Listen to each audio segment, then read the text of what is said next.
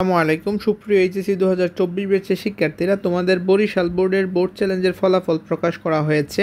So এটা হচ্ছে board চ্যালেঞ্জের ফলাফল। তোমাদের সুবিধার জন্য এই ভিডিও ডেসক্রিপশনে আমি লিঙ্ক দিয়ে দিব, ওই লিঙ্কে ঢুকে তুমি এটা ডাউনলোড করে নিবা পিডিএফ ফাইল সহ। দেন তুমি এখানে তোমার রেজাল্টটা দেখতে পারবা। এখানে মূলত যাদের রেজাল্ট চেঞ্জ হয়েছে বোর্ড চ্যালেঞ্জের ফলে তাদের রোলটাই এখানে শো করতেছে এবং তাদের রুলটাই এখানে দেয়া হয়েছে।